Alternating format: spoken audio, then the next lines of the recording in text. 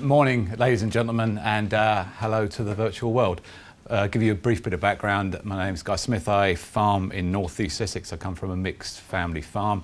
As you can probably tell from my odour, I don't feed or milk cows on a regular basis, but I share a farmyard and a bank account with a brother and a nephew who milk 150 Friesians. I look after 850 acres of combinable crops with 50 acres of conservation.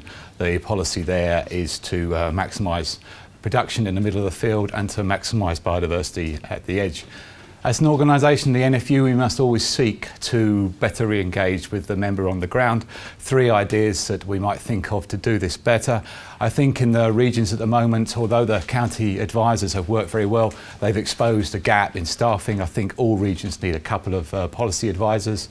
I think National Governance Board should be made up of all regional board chairmen, not just half of them as it is now. And I think alongside the 5 sector boards, we might like to think about an environment board to look after issues like renewables, like flood defence and like ag environment schemes, all increasingly important issues.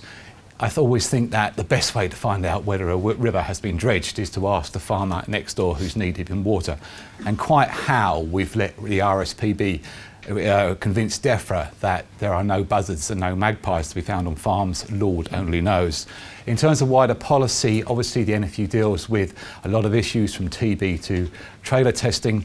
To give you a broader perspective though, one of the best campaigns I thought we did last year, I'm chair of NFU Comms, is that we told the press in mid-August, and it went down well with the press, that if Britain as a nation was dependent in a year on its food supply, how much it produced from its own shores, we'd run out of food on August the 24th.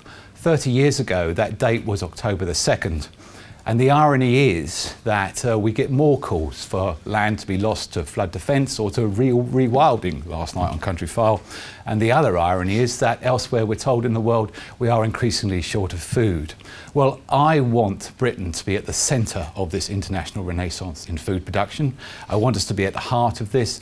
I want our MEPs, our MPs, DEFRA and their agencies to increasingly and routinely ask the question when they have a decision in front of them, what will be the impact of this decision on UK food production?